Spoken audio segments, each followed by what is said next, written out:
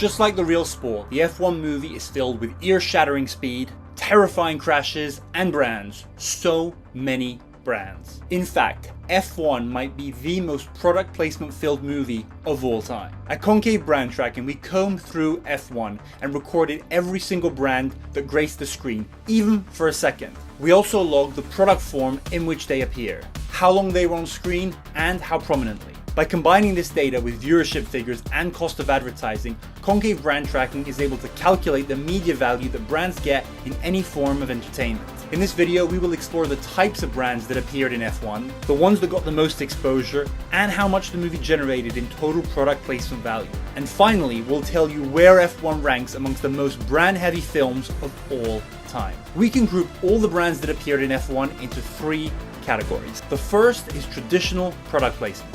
These are brands you are used to seeing in any normal non-racing movie.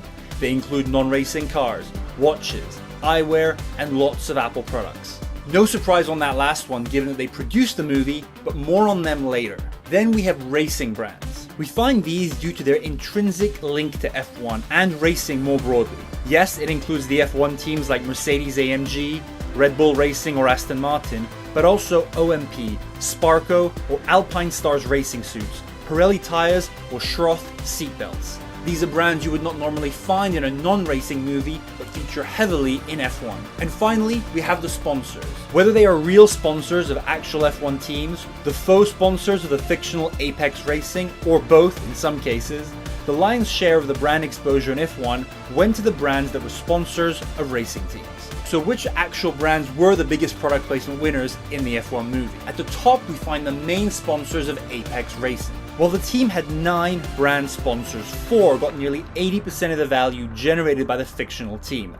They were Expensify, IWC, SharkNinja, and Tommy Hilfiger. They each got over $100 million in product placement value from the F1's theatrical run alone. SharkNinja, which was the 4th most visible brand overall, got 99.5% of its value from being Apex's sponsor. But we did spot one of their blenders and one of their air fryers in one short scene at Joshua Pierce's home. Of these 4 brands, IWC, which came 3rd, was the one with the most screen time for its actual products, beyond all the sponsorship exposure. All the main characters wore IWC timepieces. In particular, Brad Pitt wore an IWC Ingénieur Automatique 40, which got multiple close-up shots. Expensify got the most sponsorship value from Apex as it was the title sponsor, so it was most visible on the uniforms and signage and even got a mention. But it only came second. Tommy Hilfiger was the brand that got the most exposure in the F1 movie. It only barely edged out Expensify due to the fact that, as well as being the main Apex sponsor, it is an actual sponsor of the real Mercedes F1 team. As such, it got an extra few $1 million in value that put it into the top spot. The next tier of product placement in the F1 movie is the top racing brands, OMP and Mercedes-AMG. While many racing teams and equipment manufacturers got millions in value from F1, OMP was the big winner and came 5th overall with over $65 million in product placement from F1's theatrical run alone. While OMP got 95% of its screen time from Apex racing suits, some of the most memorable shots of its products are when Brad Pitt puts on his OMP shoes or gloves. While all 10 F1 teams that raced in the 2023 season featured in the F1 movie, none got more media value than Mercedes-AMG, which was the 6th biggest brand in the film. They benefited from being the engine provider for Apex, hence appearing on their car and gear. They obviously appeared as the actual Mercedes-AMG Petronas F1 team. They were one of the F1 safety cars seen in the film,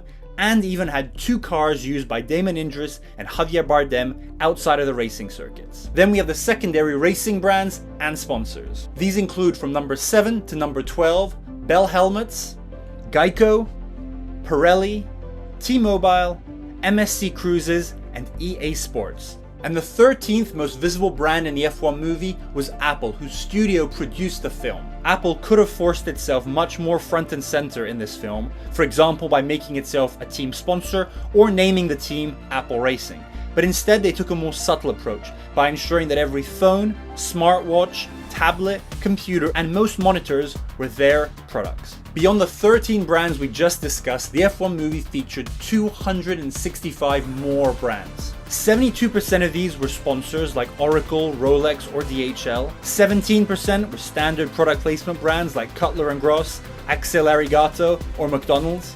And finally, 11% of the remaining brands were pure racing ones like F1 itself, Porsche, or Ferrari. Now, let's recap the product placement in F1 by the numbers. The whopping 278 brands that appeared in the F1 movie did so in the form of 67 different products, with helmets and racing suits getting the most screen time. More obscure ones included pinball machines, exercise equipment, and medical devices.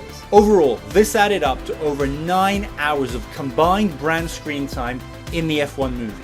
But how does this compare to other movies? Simply put, the F1 movie dwarfs the more than 800 movies that Concave Brand Tracking has scanned from the past 20 years in terms of nearly every product placement metric. With 278 brands, no movie comes close.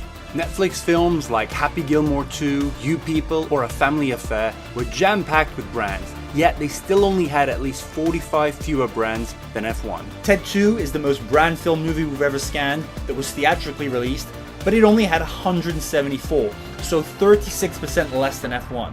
Not only did F1 feature so many brands, but they got loads of screen time, over 9 hours. The closest films are Happy Gilmore 2 and 2019's fellow racing film Ford vs Ferrari, but these both had at least 3 hours less brand screen time than F1. The only metric in which a few films beat F1 was in terms of exposure quality. While F1 still generated a high-level exposure for brands, movies like the Lego Batman movie, Air, Space Jam 2, or Fast 5 did score slightly higher. So what does all this mean in its totality?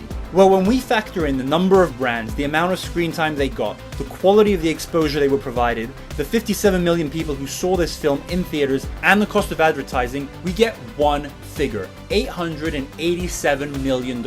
This is the total amount of brand value that F1 generated in its theatrical run alone. The most any movie we've ever scanned that was released in theaters got was $175 million. That was Furious 7 in 2015. Meaning that F1's value is 5-fold of that of the second biggest theatrical movie. And if we look at streaming, the most value ever generated by a movie was $383 million by Beverly Hills Cop Axel F over 6 months last year.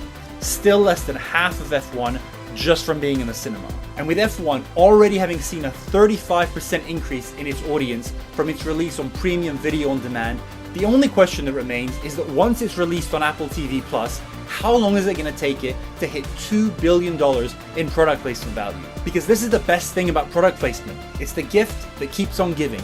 It keeps growing in perpetuity. Thank you so much for watching. If you enjoyed this, please subscribe to our channel for more YouTube content on brands and entertainment. And if you were a brand that was in F1 or any other film or TV show, please contact us at info@concavebt.com for more information on our data and services and how it can help you better understand the value that's being generated by your product placements.